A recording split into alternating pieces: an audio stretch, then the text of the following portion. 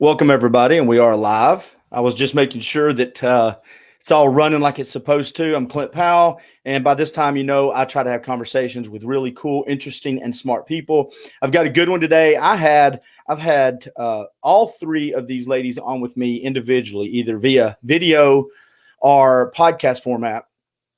And over time, after you talk with people enough, you start kind of seeing some common things running between all of us as humans, but especially these three folks, because they're all three professionals and they make a living off helping other people, and which I thought was very cool. But one of the things that I saw running through all three of their careers and lives and journeys was the journey of being authentic, finding their authentic selves. And so when I bring them up, we're going to hear their stories. I'll ask them some questions. You can feel free to ask questions or make comments. Get in touch with them after the video. Reach out to them individually if you think that one of them can help you with something. But and I wanted to say this real quick because I want to pull their names over. Here we go. I've got Judy Herman on, and she is a mental health professional. She's also an author of a book called Beyond Messy Relationships. Karen McMahon is a relationship divorce coach. She's the owner of Journey Beyond Divorce. And I've got Chastity Snowden. She is a nutrition coach. She is also a former CrossFit World Games competitor and participant. And she's the owner of something called the Fearlessly Authentic Movement. Now, I want you to listen to this. In Judy's book, it's Messy. And in Karen's business title, it's Beyond something, right? And then in Chastity's, it's Movement.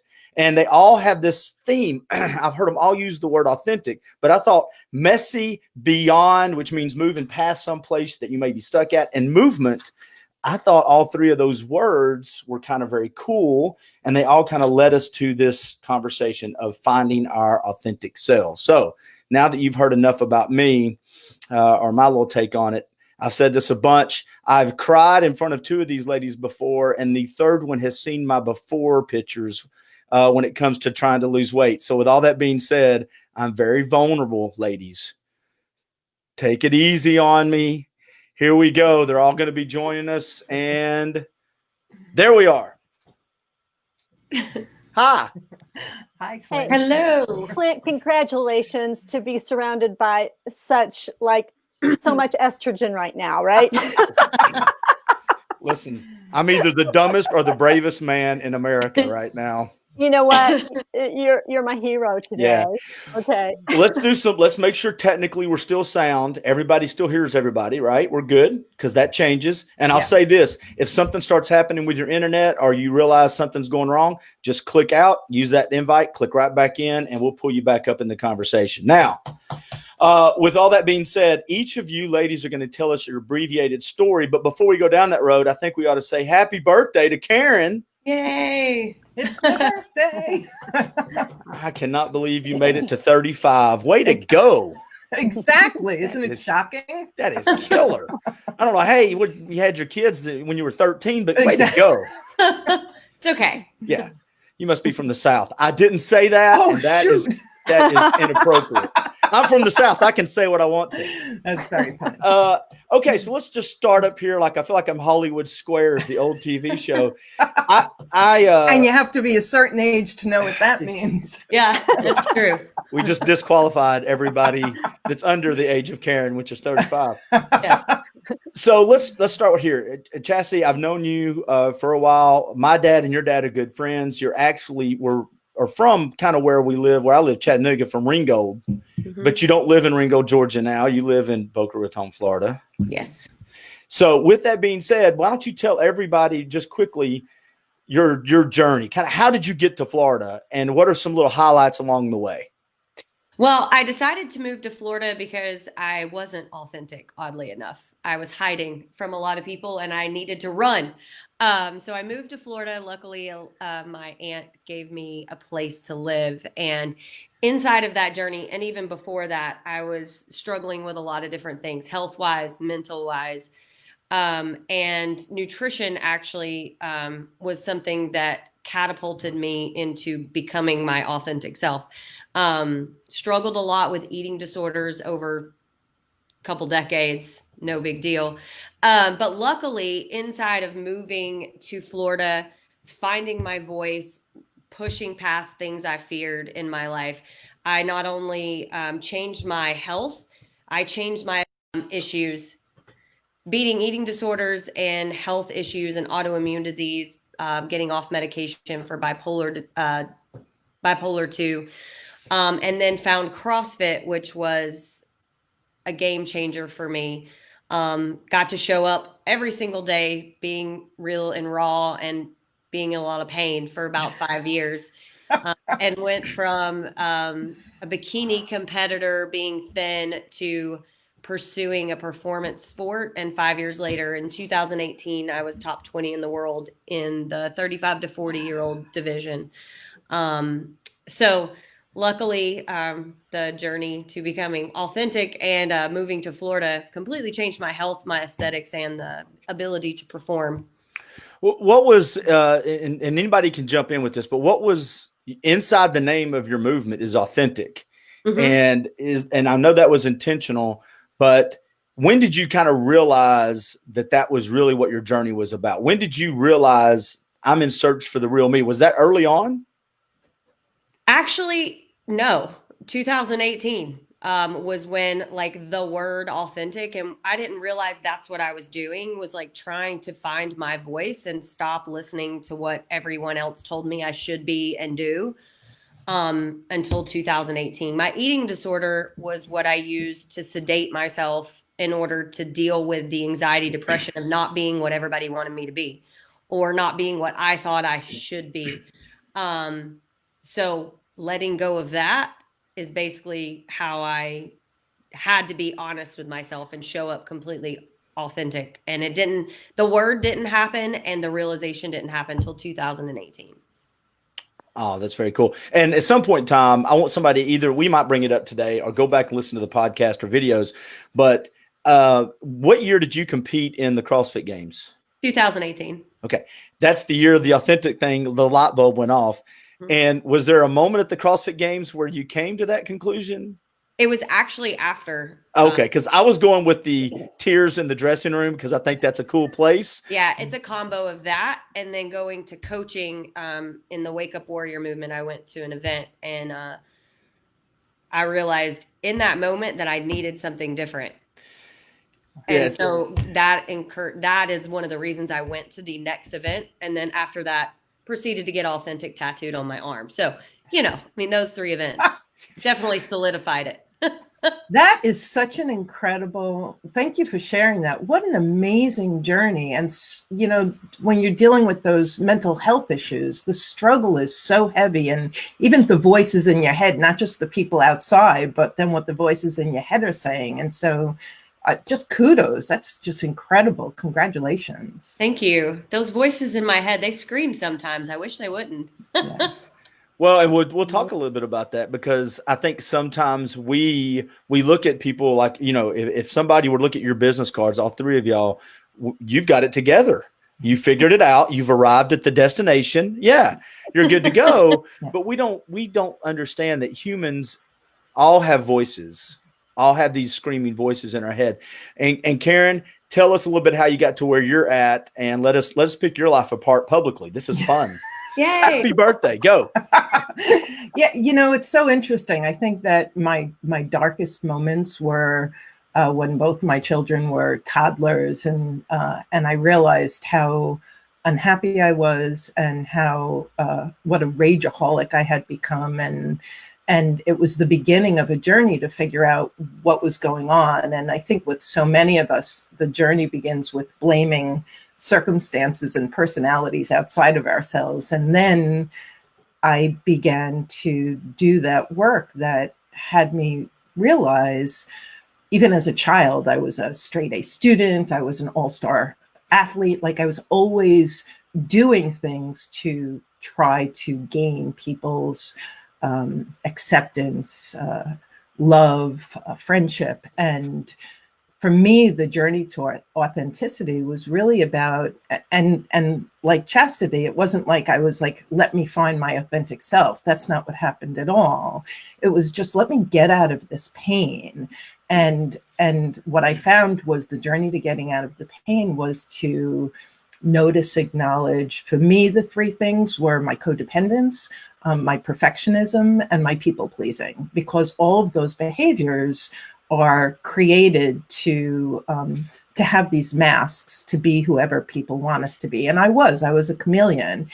And even while my personal relationship was a mess, I was always really good professionally. So I always had this outside presentation, but what was going on beneath the surface wasn't so pretty. And over the course of getting divorced and then going into coaching and then beginning to help other people, and even still today, it's like I get to coach people every day, and there's always something in there for me. There's something where I'll hang up the phone and I'll go, that was for me too. And it's just, I have clients who say, like, when do I finally arrive? And, my answer is when you're 6 feet under. Like, this is a lifetime journey to figure out, who have I been created to be and what have I been created to do in this world? And when you step into that flow, and I'll call it God's flow for you, God's will for you, there's nothing more incredible. And today I can say I love myself and I'm imperfect.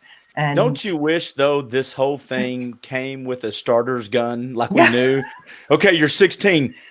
Go now. Go discover. Oh, this is when the journey starts. Great. Yeah. We don't come with it doesn't come with a rule book. But you know what I think is cool? Like, for the people I work with, one of the things I always say to them is, what you learn through coaching, pour into your children. My children at 21 and 24 are so much wiser and more emotionally intelligent and aware of themselves than I was in my mid-40s. And that's something that we can do as parents. Yeah, I love my kids, all of them. And sometimes it scares me because I'll hear my son, who's 21, and if there's ever been a carbon copy of a human being, it's my son. He'll say stuff and I'll go, no, absolutely not. He'll go, why not? I go, because I did that. And he's like, well, you made it, but I'm dadgummit. Okay. Yeah, it's part of it. And Judy, I know, you're not only have, you still, like all of us, still on the journey, but it's affected your personal life, and the journey of being authentic's also affected the career, how it's kind of changed over the last few years. So how did you get where you're at? Yes, I do want to make note of, what, we see the outside, we see the front end of all of our lives. And so to know that, okay, our lives are still messy in this area. We need to, move. I love it that we're all like moving beyond moving. Moving is huge. And we all have messes. And those messes, in my opinion, are invitations to this authentic journey. So in a nutshell, my story is that I did have a crisis at the age of 31. And I looked and I saw that, oh my gosh, my life isn't real. It was almost like an out-of-body experience. I woke up, I had these 2 little girls, and I had this marriage, and I thought, I don't belong here. The reality was I was living my life trying to forget a shameful place in my adolescence. And that was maybe my first awakening, so to speak, about I was not living my true life. Well, I have spent all of my life, all of my adult life, trying to make relationships work. I was married for 30 years. And again, trying to fit into a box, a theological box. They come from a very conservative Christian upbringing, went to a very conservative Christian school, which I think, Chaz, you and I graduated maybe from the same institution. But anyway, trying to do this traditional wife submissive, man goes out to work, it just didn't work for me. And then, so the big D happened in my life, the divorce. I then became a therapist, specializing in relationships, specializing in mental health. I did remarry, and I had a second husband who has had bipolar disorder, not bipolar 1, but not bipolar 2, which is a lesser form, bipolar 1. Yet I was drawn because he took good care of himself. He in my opinion, he was like his authentic self. He wasn't afraid to admit that he has it, that he cares for himself. He goes to groups, and that's what drew me, his authentic self. Well, the catalyst for me writing my book, Beyond Messy Relationships, the catalyst was me not really being prepared or knowing how severe the illness was and is. He had had years of wellness, 13 or so years, and it showed up in the marriage. 4.5 years into the marriage, I was in my counseling office counseling folks, and in between sessions I'd get a call from the psychiatrist and find out, okay, my husband, this is going to be a hard case, and he was inpatient. And that was pretty much the catalyst for me writing my book. There's more to the story, and it is a memoir, but it's also therapy at the beginning of each of the chapters. Well, so I've written down, and I don't know if any of y'all write stuff down as you're having these conversations. I've got 1, 2, 3. I've got about 14 words that each of you have said. And then I have my list of questions that I promised we would ask. And now I'm torn because I want to deliver, but y'all said some really good stuff. And I'll give my input throughout this conversation because, you know, I have no degrees. I've not studied at all. I'm just a human being that's been through pain and tried to figure it out. And I think that qualifies me to have a little bit of an opinion on it. But the word being vulnerable, you know, I'll be the one guy representative. There's a lot of guys that hate that word. They don't admit it. They say other things. I'm not vulnerable. I'm just willing to admit when I'm wrong, or I'll just rub some dirt on it. The problem with it is, if I can't be vulnerable with myself first, I can never have a conversation on Facebook where my kids may be able to take something from it, or clients can take something from it. And so the fact that each of you are vulnerable enough to share some stories, I think, is not only developing trust, but it's a big deal for you. I think these kind of conversations are important for you and for me as it is for anybody else that will hear this. Mm-hmm. Wouldn't you agree? Having these things, it's important. Yeah. Absolutely. We are modeling what, and I do want to make mention, my clients that I have, so I've been in private practice since, I guess, 2006 is when I got licensed. But over the years, and it was a second career. My first career was raising 4 human beings and, being a stay-at-home mom, homeschooling and all of that. But my clients over the years have shown me some tremendous courage. And I knew as their therapist, I need to continue my journey. We never just arrive, right? And I need to have the same kind of courage that they have shown me. Plus, they've given me a lot of insight. Oh, my story is not just mine alone. This is a universal issue we're dealing with. It comes in different flavors, but it's a universal issue that we deal with. And the invitation is to grow beyond where you are at a certain stage of life when your brain's not even totally online until your mid-20s. And it's increasing in our awareness and being intentional and taking risks of growth, which there you have my acronym of breathing in fresh air. Love it. Well, I want to say this too. This is odd sometimes on video. If one of you have a question, want to say something, you don't have to put your hand up, but just make some sort of like touch your face or wave, jump in. Because I don't want it to be where it's each of you have said some stuff. Chesty, you kind of mask stuff with food.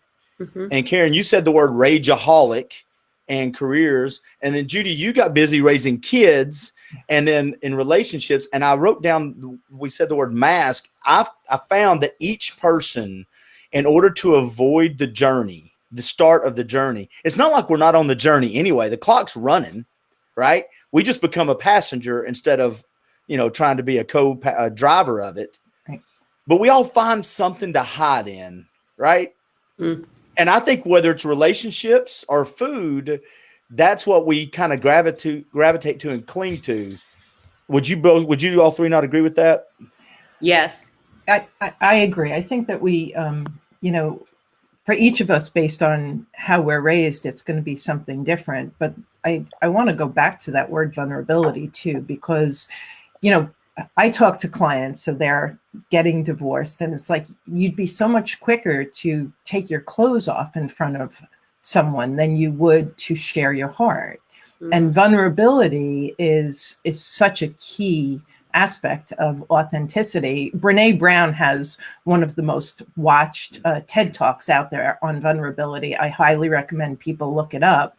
And one of the things she says is, if vulnerability allows you to both experience the deepest pain and the greatest joy. And if you're not vulnerable, then you're tamping down both. Yeah, you might keep yourself from pain, but you're also keeping yourself equally from those higher levels of joy. And so in becoming vulnerable, and I think each of our stories speak to that, you walk through the fire of refinement, you go through the pain, but then you get to enjoy, the rainbow of beautiful things in life so much more. And so I think it's a key part. And for those who protect ourselves, it's almost like we're living in the gray, like we don't get to enjoy all the vibrant colors.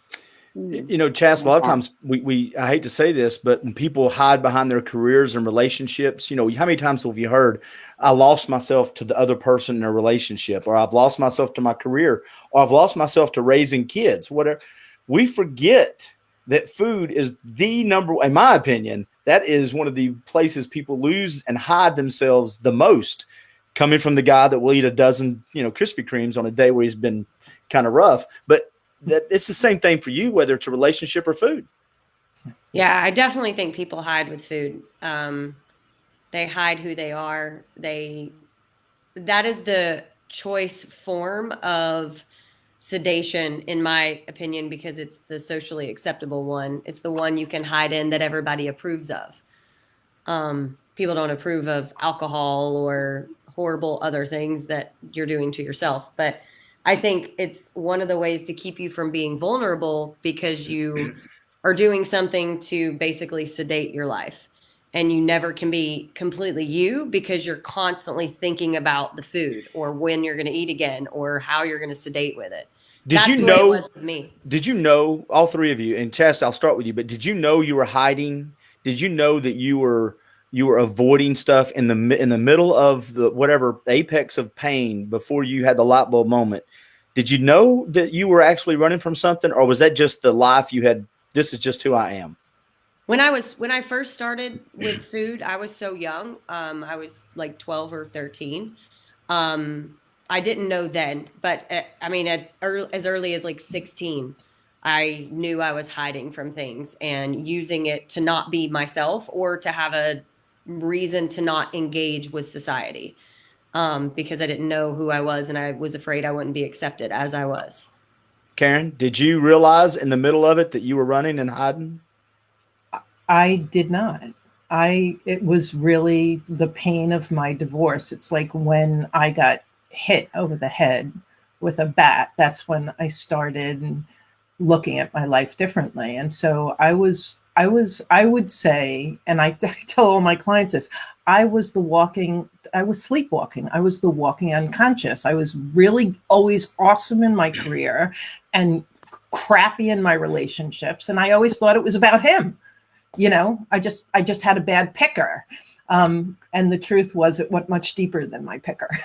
Well, and it's not just one thing. I mean, I hate to say this. I've got a bunch of stuff I hide behind. I put a bunch of curtains in front of me. I'll hide behind food. I'll hide behind social media. You'll hide behind your career. I try to put as many things between me and, because here's the thing. A lot of people, and Judy, you're the mental health professional that's got you've got the acronyms beside your name.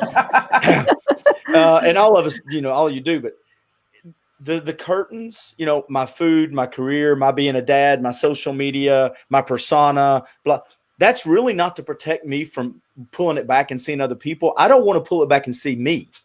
Mm-hmm. That's tough. You're exactly right. I was actually going to bring that up, Clint. You're a step ahead of me, because anything can be something that you hide behind. And I think, Karen, you're spot on, I believe, is that we don't know what we don't know, right? We are doing this and we don't even have a clue that we are, until we come to a place in our lives that is painful. Yes. So as human beings, we are drawn, and that's part of the limbic system of the brain, where we go toward pleasure and away from pain. Well, it's the pain that gets our attention. So whatever we're going through in our lives that's painful is an opportunity to raise our level of awareness. I believe every one of us here and all of us there, we are like unaware of some things that we just don't even know we're unaware about. Right. And our journey throughout life is to increase our awareness. There we go back to the taking in deep breaths of air. So if you're an entrepreneur and you work a lot, you're a high achiever, well, likely you're working, and busyness, as probably for all of us, has kept us from our awareness of, oh, wait a minute, I need to get back in this present moment. Mindfulness practice is a really good practice. When you're busy and you're not living in this moment, you're either living in the future, you're trying to live in the past, you're missing out on your life. And that's part of the authentic journey. And a lot of people that watch this, and I've been down this road, and I know you three have as well. It's easy to feel like you're on an island too. It's easy to feel like everybody else is so them. They are who they are, and I am so not me. And I start in my brain, and I've talked about all three of you with this, the inner voice. And we said at the beginning, Chas, you said the voices would, they scream sometimes. But I'm not kidding. It's really easy. And I think this lack of the not being on the journey to find out who you really are, I think is one of the main things that leads to depression in my world, because it is so easy to start realizing I'm a liar to myself and I'm by myself. No one else can share this journey. Chastity, nobody else can walk down what you do. Neither can Karen for you or Judy or Clint. And so when we know we're alone and we're not being true to ourselves, it's a very sad place. And sometimes I want to make sure people understand they're not alone. Mm-hmm. And if I could jump in, I think that when I have three people that help people for a living, and I say that, and all three of them go, "Damn it, go Karen, go." Yeah. So I think that when I was going through my divorce, I was in a 12-step program, and now we run groups. We run virtual groups, and we just actually started one last night, and the feedback was how comforting it was to just be on a coaching call with other people and realize that your issues are not just yours. We all share them, a different color, a different flavor. And one of the things I learned in 12-step programs is we isolate. So the quickest way to know something is wrong with a client, with one of my kids, is when all of a sudden they disappear and they isolate. And because that's that, I feel so bad about myself. I'm putting up everything I can. I'm shutting everything down and I'm isolating. And then I get to live with that nasty lying voice in my head beating me up. And I feel worse and worse and worse until I boldly connect. And then once you connect, you've opened that door, that path to what's going to be more healing. Chastity, you smiled pretty big when she said that. Is there something you wanted to say, or were you just because I know you're big on how people show up to your groups, and so. Well, it's interesting inside of relationships or whatever sedation mechanism you're using or groups. It's like the solo game kills, and then these groups that people form is how people move forward faster it's like you have to be around other people in order to be yourself, which is interesting. Because I mean, like iron sharpens iron, definitely. And like people in a group can make you not only feel alone, but they'll shine a mirror on what you actually are and who you actually are so that you can become who you need to be or who you want to be. Well, wasn't that one of the things that drew you to CrossFit was the community? Yes. And the lack of mirrors. But yeah, the CrossFit community in the group was a game changer. Like the people, never feel alone. Like, and even though it's fitness, it's all about being in pain together. Like the workout is horrible and you're in so much pain, just like sometimes we are in life. But if you can look over and somebody else is in pain, then you can keep going because they're in pain too. So you got to keep going too. And learning from that and applying it to a nutrition coaching company and creating groups where people, like she said, the ones that are struggling those are the ones that are like disappear. And a lot of times they don't reach out. It takes a coach to reach out to them in order to bring them back in. Yeah. But the solo game kills every time. And I tell my clients that. But as soon as they show up inside the group, they're no longer alone and they feel like other people are struggling too. So it's okay to struggle and show up and just be real and raw. Well, and in the CrossFit world too, and I know because I've got a lot of friends in CrossFit, you can be in a workout and somebody can be on their third class ever of CrossFit, and somebody can be a world class competitor, and you're all kind of accepted at wherever you're at in life, which is that's a great thing in life. If you surround yourself with people who don't accept you, and I think, Karen, you said it, if you're a people pleaser and you surround yourself with the wrong people, well, then you're going to get the wrong outcomes. Amen. I'm preaching a little bit. I want to tag along with what Chaz said, because what you said was really important. I believe relationships are really mirrors to you. And neurologically speaking, we have what you call mirror neurons in our brains. So to show up and to grow into your authentic self, yes, you do need people in your life, relationships. One of the things I've noticed throughout the years in my counseling office, those that struggle with depression and anxiety, marital problems, a huge common denominator that keeps them stuck is isolation. And so what's so very important, groups are phenomenal. And I've gotten actually some pushback on some 3 things that I believe about relationships and I wrote this in my book, that all relationships, they go through seasons of messiness. And then those divine invitations come from those in-between spaces in our relationships and our messes.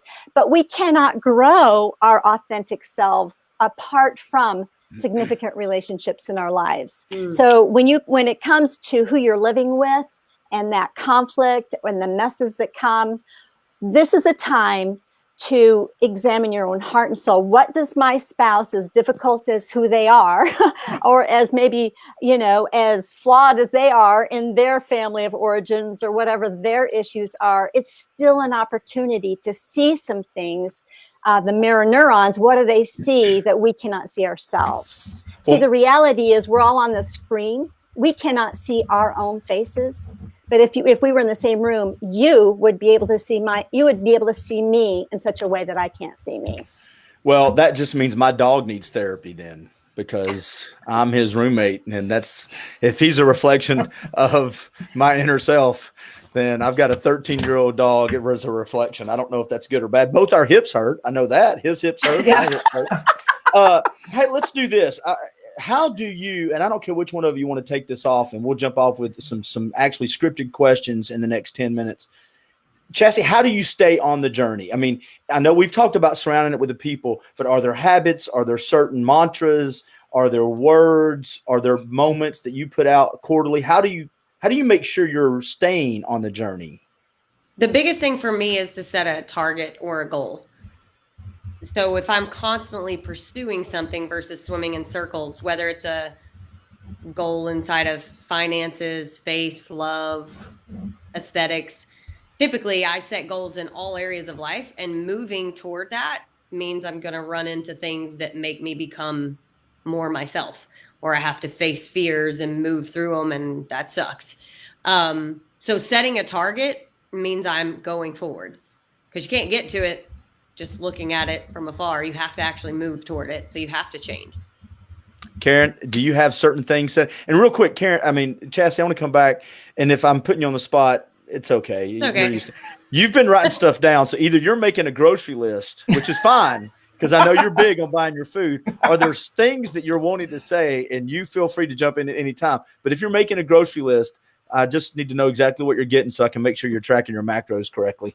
To be honest, one of the ways and habits I have in order to continue on the journey is to surround myself with people that I respect and push me to be better. So I'm actually writing down notes of things they're saying that I want to remember for myself. That's awesome. Okay. So avocados. Yeah.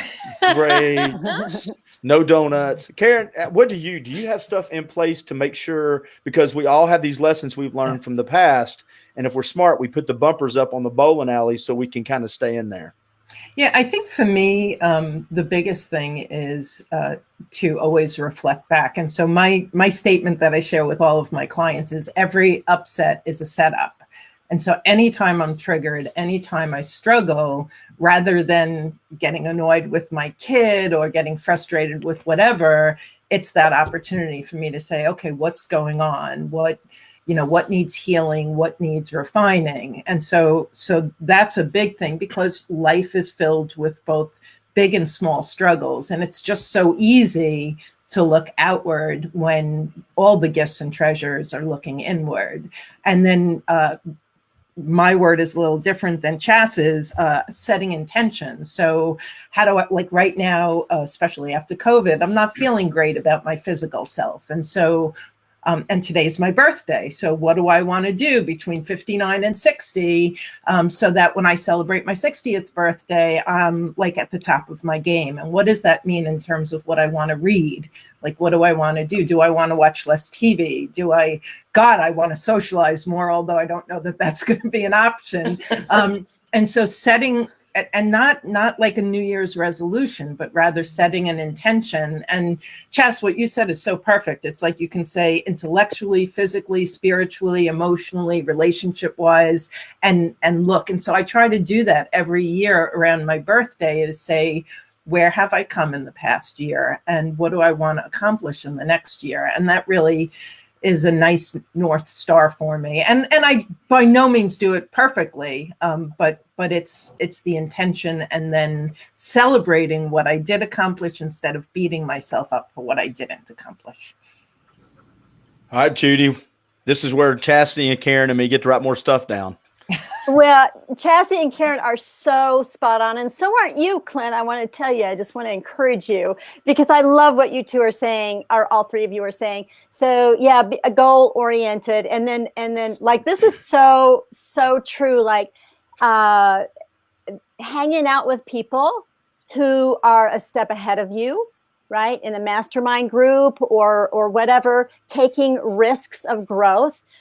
Taking time to set intentions, Karen, and again, this goes back to my acronym, breathing in fresh air, which is all throughout my book, Beyond Messy Relationships. So this is our human journey. And if we do not make space, I love it how you do this, Karen, on your birthday. I do something similar too. I'll go out like on an individual retreat around my birthday, and then also at seasons every quarter. But taking the time, not to be so busy, but taking the time to reflect. Actually, to take time to reflect every single day. Have a system in which you are just being intentional about thankfulness and gratitude. It will enrich your life big time and get you beyond the messes. But so what I do with, goodness, I think I went off of your question. Was I supposed to say what I do? You can, but it doesn't matter. I mean, yeah, but I do like meditations, just taking time to breathe. Let's not be so avoidant of boredom. We need to even make space in our lives to be bored. That's good mental health to do that. Well, the reason I was asking that kind of question to all three of you was, if you're hearing this, just like in CrossFit, Chastity, people, and you too, Karen, but people can come to you at different stages of mental health, physical health, relationship health. And sometimes if you're stuck in a place, hearing some of this stuff is great, but if I don't have something I can take away from it that I can put into place, I can't do 9 things. And Chastity, I know you believe this too. We focus on one habit. This week, it's just water. And Karen, you used to say the same thing to me, and so did you, Judy. Once I stopped crying in front of both of you, you were really good at telling me, to do one thing. But I want to make sure that people understand, if they're listening to this, they can go, okay, I want to be authentic. I want to start being authentic. I want to figure out who I am. And here's the thing. That doesn't mean you have to get a divorce. It doesn't mean you have to give up stuff. You don't know what you need to start doing until you can first realize, I need to figure out who I am. And in Clint's opinion, the hardest thing to do when you say, okay, I'm starting, is you better get ready to face the monster that is going to tell you you're not worthy to start the journey. And that was my next question, is how hard was it giving yourself grace and mercy? Because before you can be authentic with Clint and everybody else, you got to be authentic with yourself. Was grace and mercy hard for each of you to give yourself? And is that one of those things you arrive at, or is that continual too? And then if y'all can give me about 5 more minutes, because this has been pretty cool. So the grace and mercy part of it.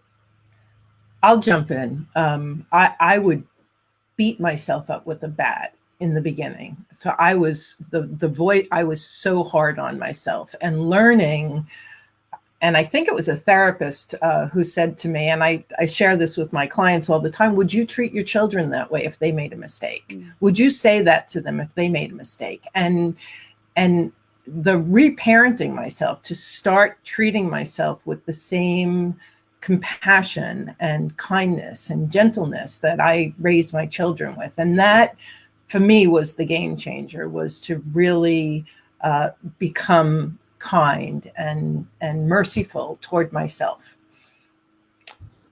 Chastity ran to get something. I know. Judy? Yeah. Grace and mercy. Grace and mercy. Yes, it's been cultivated, I think, for me through hearing the stories of my clients and considering that sacred space and just the courage that it took. And yes, that's like a huge challenge.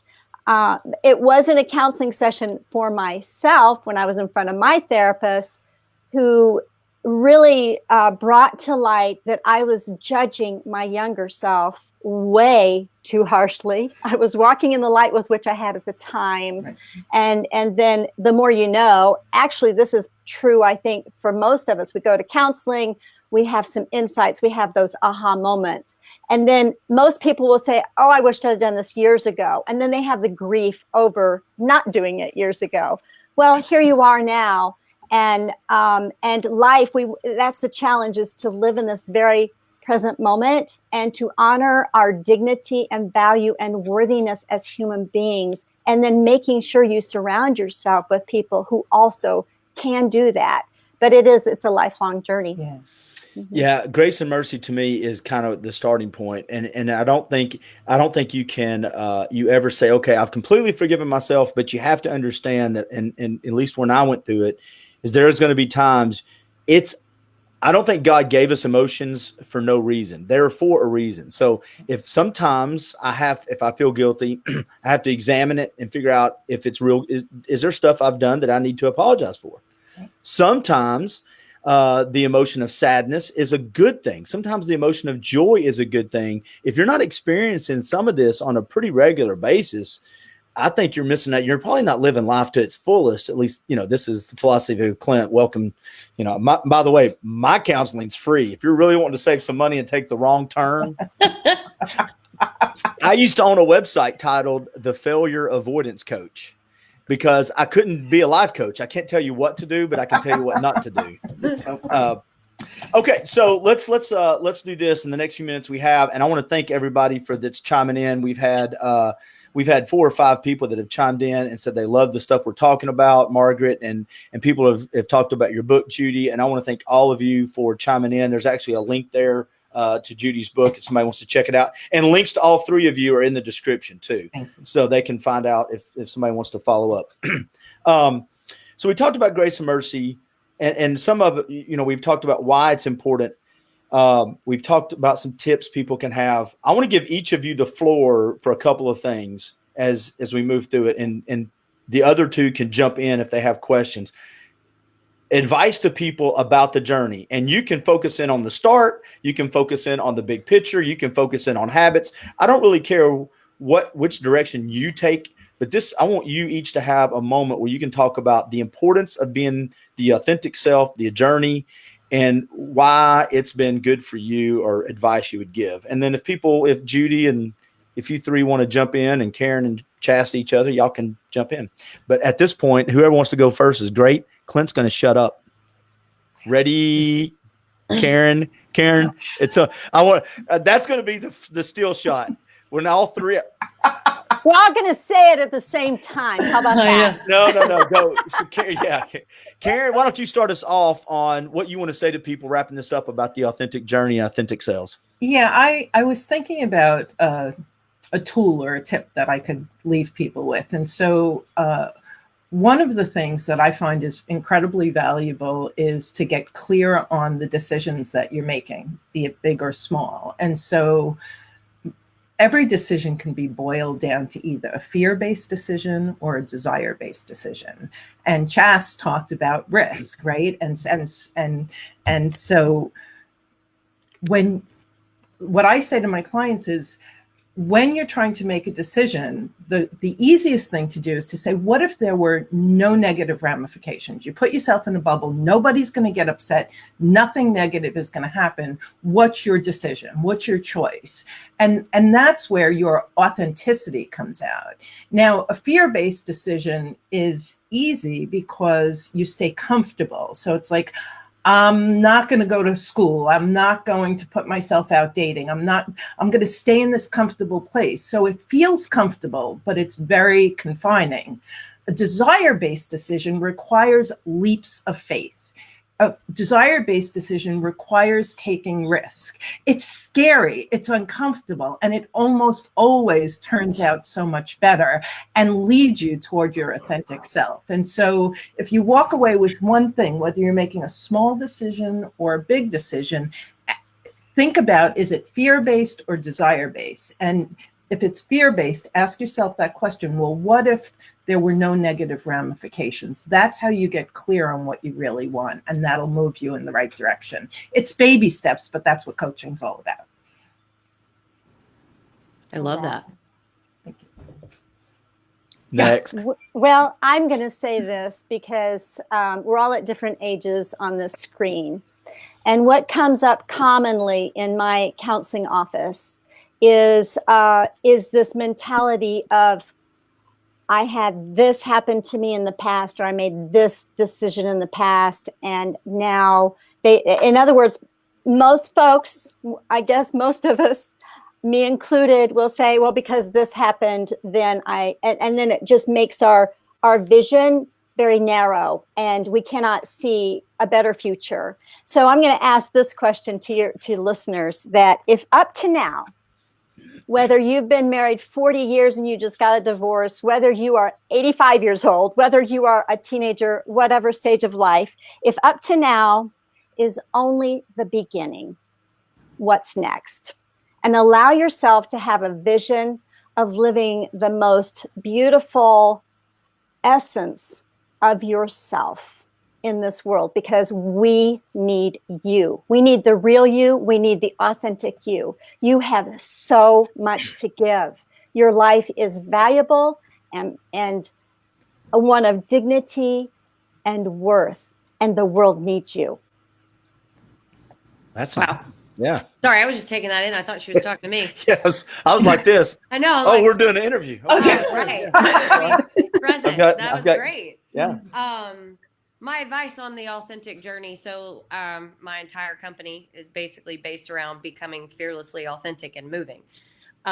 So I always tell people, for the first step, what are you scared of? What are you fearing? What is the biggest thing that could possibly happen? Write it all down, and then just like burn it or throw it away or put it down the toilet, because it doesn't really matter. So walk toward those fears, but write them down. You never know what's actually running around in your head until you write it down.